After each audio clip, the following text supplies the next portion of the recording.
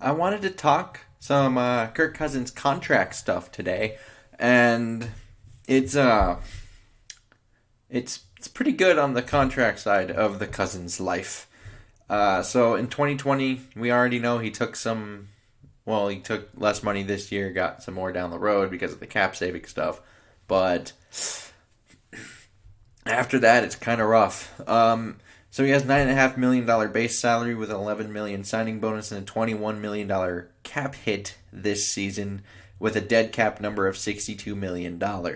In 2021, base salary jumps up to $21 million at $10 million signing bonus, $31 million cap hit, $41 million in the dead cap. 2022, base salary takes a big uptick, goes up to $35 million, $10 million signing bonus, $45 million cap hit, but only 10 in the dead cap. Now that does have some caveats to it, but he has $31 million on this new extension that he signed in the offseason, and just in newly guaranteed money at $31 million anyway.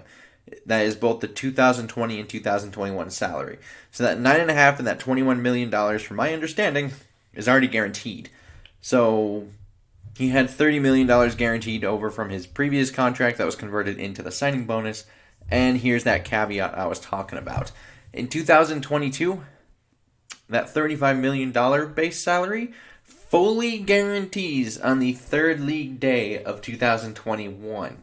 So in this offseason, 2022, $35 million base salary fully guarantees third league day, which should be around month and a half-ish of Super Bowl being played in February. Now, that's also already injury guaranteed. And if we wanted to just talk into pre-June 1st, post-June 1st stuff, I don't think we're getting rid of him in 2020 in this league year. So I don't think that's really worth noting.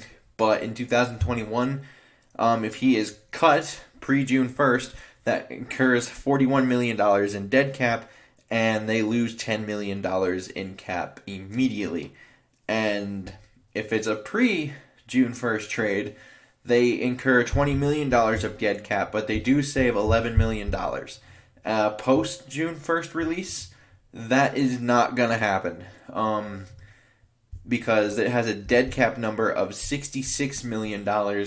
It would lose them $35 million immediately and has another $10 million of dead cap left over for 2022. So that's not even possible.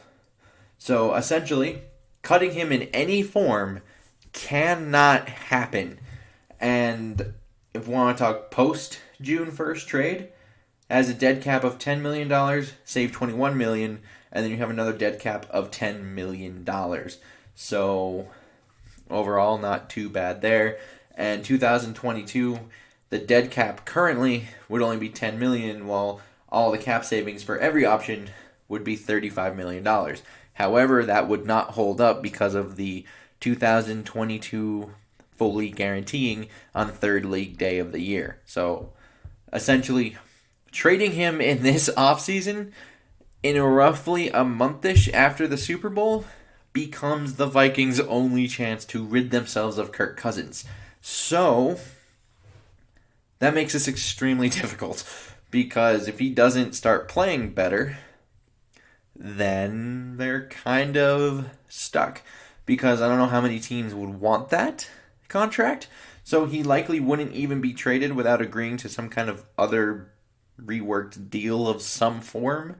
And the other problem is the cap will be lowered this year. And this is a very hard contract to trade during a year where there's a lower cap.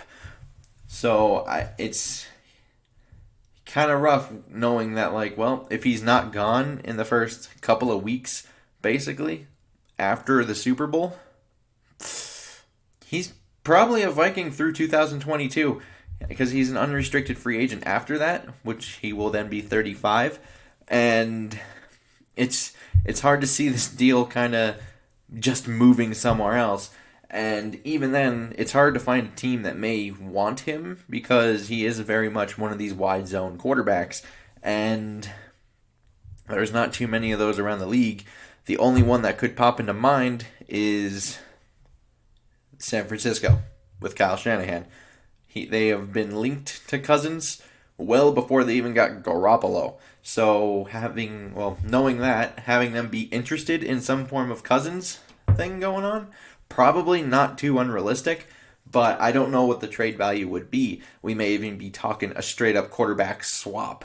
I haven't really looked too much at the Garoppolo numbers yet, but so I don't know how possible it is, but we could be looking at a potential swap with them, and that's the only one I really got as of right now. It's a little struggling.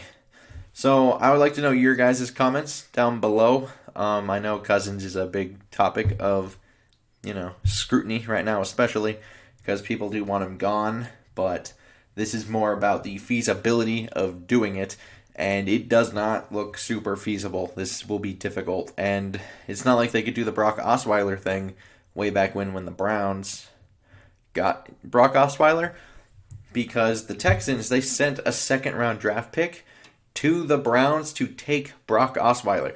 We do not have a second-round draft pick to give.